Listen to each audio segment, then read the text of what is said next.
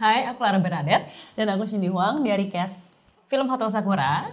Saat ini kami sedang berada di thechaptertirto.id.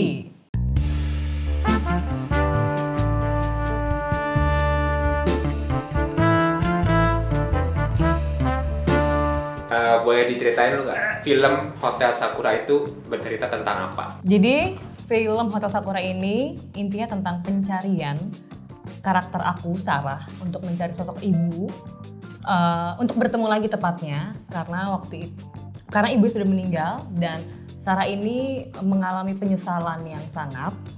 Akhirnya dia melakukan segala cara untuk bisa berkomunikasi lagi dengan sosok ibu. Dan suatu saat dia bertemu dengan seorang pria misterius yang memberitahu dia bahwa dia bisa berkomunikasi lagi dengan sosok ibunya. Akhirnya yang membawa si Sarah ini ke Hotel Sakura bersama teman dekatnya yaitu Nida yang diperankan oleh Taskia Namia. Kurang lebih seperti itu sinopsisnya. Gimana kalau untuk karakter-karakternya mungkin dari Sarah? Karakter Sarah sendiri itu adalah karakter yang sangat dia pendiam, dia sensitif, dia fragile karena dia menyimpan luka masa lalu karena penyesalan dia terhadap ibunya yang meninggal gitu. Jadi bisa dibilang dia sangat introvert dan teman yang bisa dia andalkan satu-satunya adalah Nida, si Taskia namanya itu. Jadi kurang lebih karakternya seperti itu. Karakter yang sangat sensitif sih tepatnya dan fragile. Kalau di sini berperannya sebagai perempuan berkebangsaan Jepang ya kebetulan. Kenapa lu mau senyum-senyum? Enggak loh. Ya, di sini aku berperannya dengan namanya Satsuko ya. Iya. Jadi peran aku kebetulan memang bukan orang Indonesia. Dia berkebangsaan Jepang yang lahir di tahun mungkin lebih awal lagi dari tahun 1945. Dan kebetulan karakter aku ini lagi dari Indonesia. Yang latar belakangnya tuh lagi menuju kemerdekaan Indonesia lah gitu. Dan di sini karakter aku dan keluarganya, kebetulan suami aku tuh adalah jenderal Jepang. Mungkin yang sedang berperang lah di saat itu mewakili Jepang dan harus dipukul mundur kembali ke Jepang. Karakter aku memiliki seorang anak yang nantinya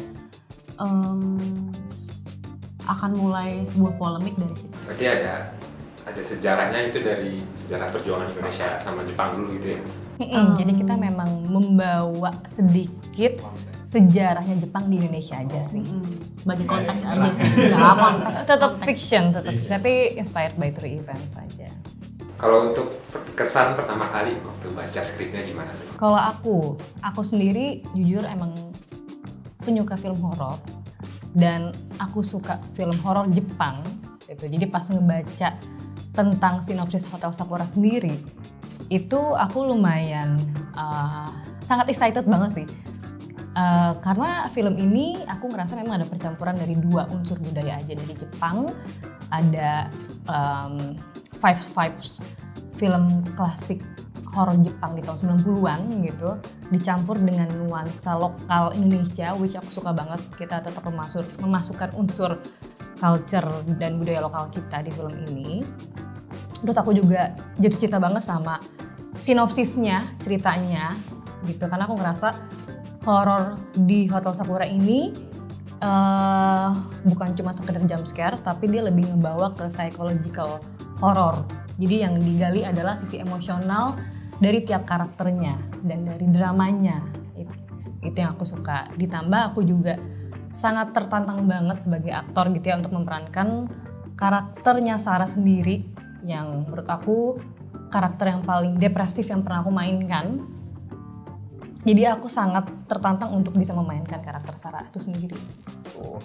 Dan aku sebenarnya juga naksir banget sama masa yang nulis ini juga Mbak Upi. Aku pengen banget dari dulu berkolaborasi di proyeknya Mbak Upi, walaupun gak didirect dia langsung. Kalau aku pribadi, karena ini memang masih proyek awal banget, kalau boleh jujur ketika aku dulu menerima proyek tuh belum terlalu banyak pertimbangan. Jadi ketika membaca sinopsis ataupun sites yang harus kita castingin tuh aku literally bacanya as it is, nggak ada kayak pikiran ini gini ya, ini gitu ya. Apalagi masuk industri awal banget, belum terlalu, masih kenalan banget sama ini penulisnya Mbak Upi, ini direkturnya ini gitu. Maksudnya bukan nggak pernah nonton film-film mereka, cuma baru kayak gitu. Jadi lebih bukan menerima ya, kayak lebih pas baca, gue harus casting bagian ini nih. Jadi lebih kayak fokusnya di karakternya sih gitu. Kayak mikir gimana ya bawainnya gitu. Kak Clara tadi sempat di-mention Sarah itu kan emosional banget, terus depresif. Tadi mungkin tadi ada juga tantangannya gimana? Boleh nggak sih diceritain tantangannya seberat apa memerankan karakter Sarah ini? Oke, secara sisi emosional memainkan karakter Sarah ini emang menurut aku nggak mudah sih. Dan di sini aku ngerasa aku juga harus bisa being fragile untuk memainkan karakter Sarah sendiri gitu, karena lapisan emosi yang ditawarkan Sarah ini sendiri tuh lumayan cukup dalam, yaitu aku harus bisa menyalurkan emosi-emosi dia yang kompleks dari sisi penyesalannya dia terhadap ibu, rasa rindunya dia sama ibu, rasa takutnya dia, marahnya dia, putus asanya dia tuh berkecamuk jadi satu dan harus dilepasin pelan-pelan di setiap scene-nya gitu.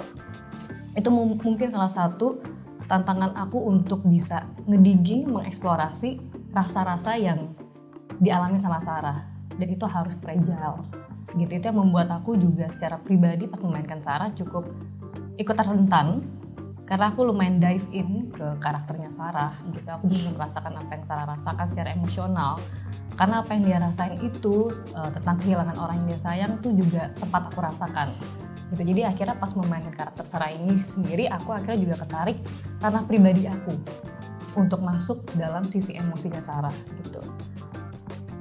Itu yang membuat aku juga akhirnya lumayan ikutan depresif, ikutan terpengaruh banget sama karakter Sarah ini. Tapi somehow aku juga sayang banget sama karakter ini karena aku tahu how it feels like. Itu sih. Jadi tantangannya gimana mengeksplorasi emosi terdalamnya karakter Sarah sendiri, ditambah aku ngerasa medan syutingannya ini juga walaupun cuma di satu tempat, tapi kita syuting di tempat historical place-nya sendiri, di mana sejarah dari zaman Jepang itu masih ada di set itu gitu, di lokasi itu. Jadi secara situasi juga sangat mencekam, sangat emosional, sangat sensitif gitu. Jadi akhirnya mungkin lebih ke mental ya yang kena ya.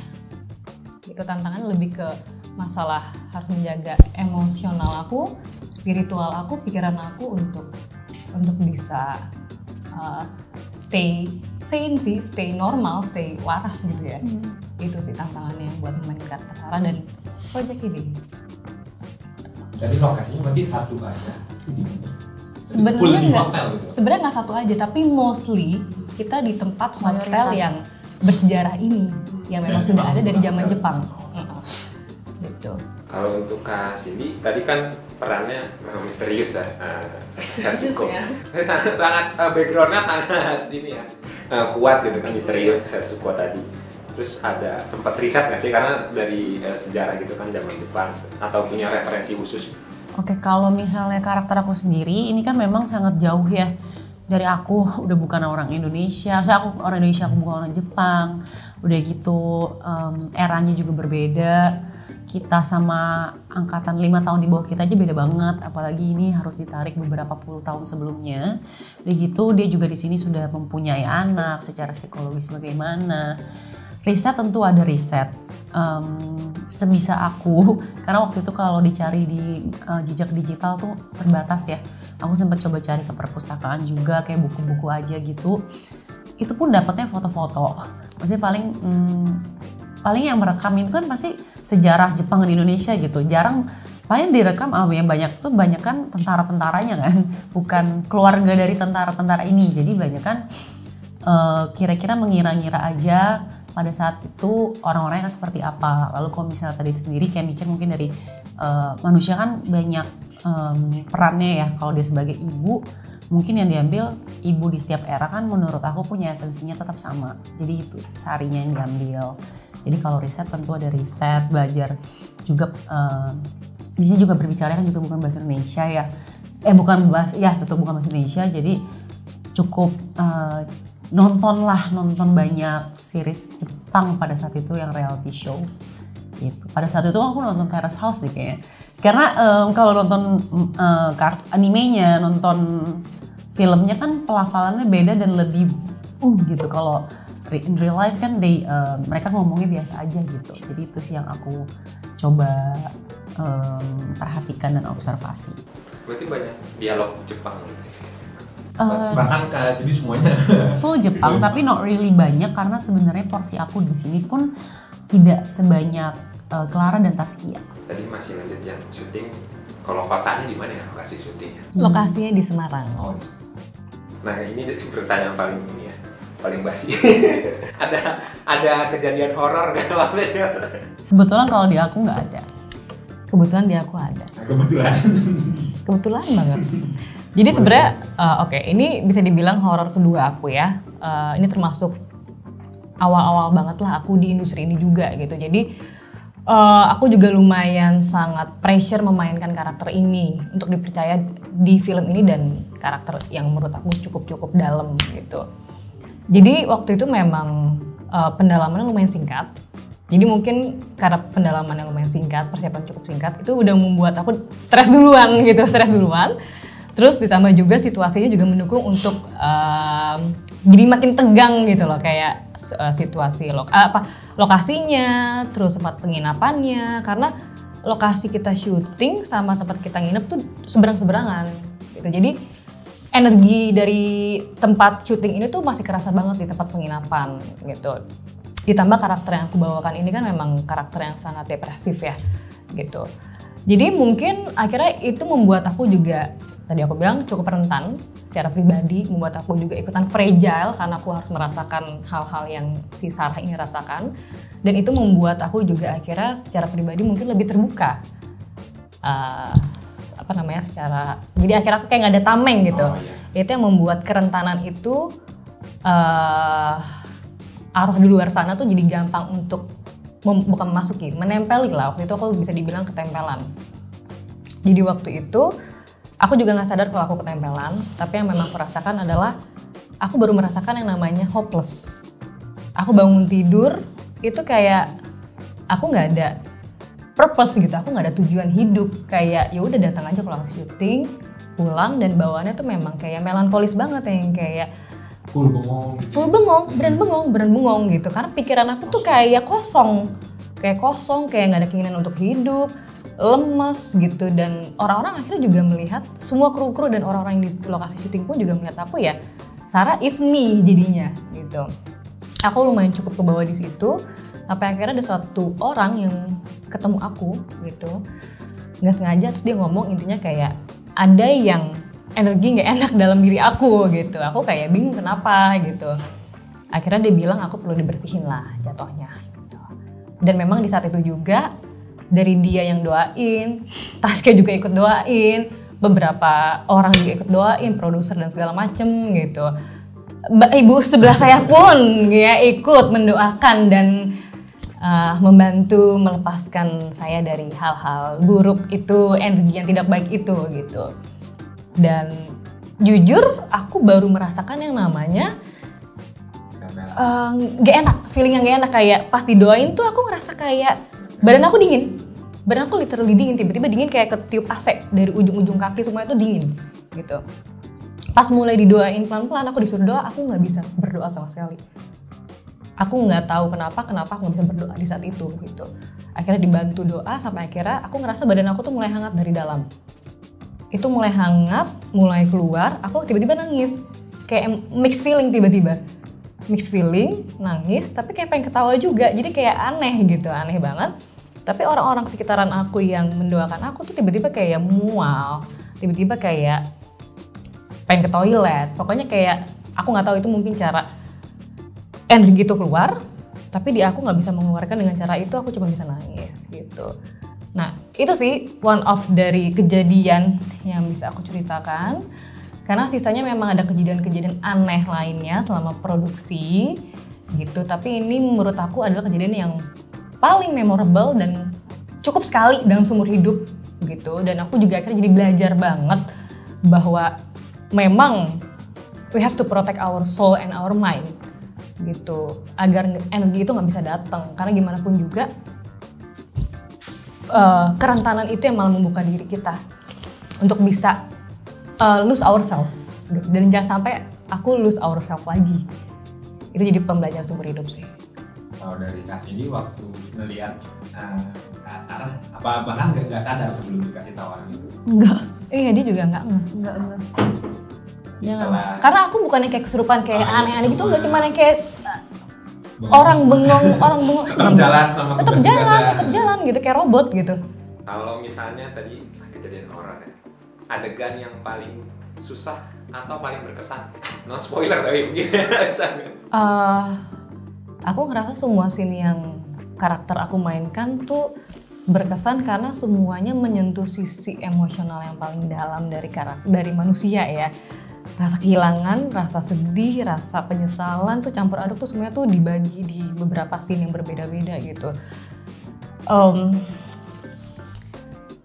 Cuman mungkin momentum sama ibu kali ya, karena kan tujuan atau goals dari karakter ini adalah bertemu dengan sosok ibu. Dan akhirnya mungkin dia bisa mendapatkan kesempatan itu gitu.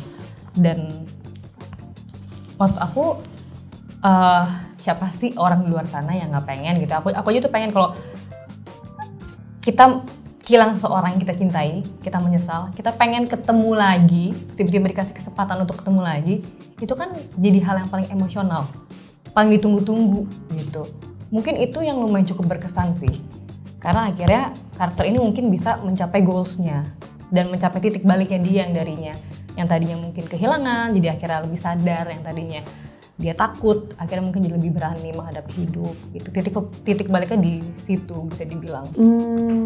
Ada satu scene sih yang lumayan di opening lumayan berat, cuma aku belum terlalu bisa cerita. Lagi di awal. Di awal. Nah, gue spoiler nggak tuh tadi ya? Mikir jadinya. Karena kayak itu yang bisa diceritain, cuma nggak bisa diceritain. Yang itu yang berat kan buat Nggak, tapi karakter. I mean karakter dia sama karakter aku itu tuh mempunyai kemiripan. Kita sama-sama kehilangan orang yang dicintai sebenarnya kan. Tapi outputnya berbeda aja. Gitu. Tadi dari ceritanya mungkin tadi yang diceritain kan mungkin ada soal kehilangan, ada ibu mungkin sama buat, dan backgroundnya ada background sejarah Jepang dengan Indonesia juga. Tapi ada pesan tersembunyi nggak sih yang ingin disampaikan untuk penonton ini? Mungkin lebih ke tentang hal-hal orang akan relate dengan tentang hal kehilangan kali ya. Penyesalan yang dia bawa seumur hidup gitu, yang di sisi lain kita juga nggak bisa berlarut-larut dalam penyesalan itu ya. Kita harus berani mengampuni diri kita harus berani move on, karena itu bisa membahayakan diri kita juga kalau kita terlalu berlarut-larut dalam penyesalan dan masa lalu itu gitu.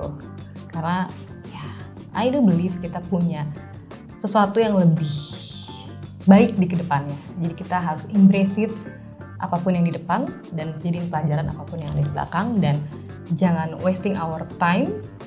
Jangan sampai kita miss our time sama orang-orang yang kita kasihi kali ya. Lebih ke situ sih, benar-benar make time buat orang-orang yang sangat kita cintai sebelum itu terjadi penyesalan. Kalau misalnya kalian bukan main di film ini, kira-kira kalian pengen jadi karakter siapa dan kenapa? Kalau kita bisa dikasih kesempatan untuk memilih karakter, kita mau milih yang mana gitu ya? Sulit karena ceweknya nggak banyak. Iya, ceweknya nggak banyak. Sisanya cowok. Sisanya cowok. Nggak apa-apa cowok juga.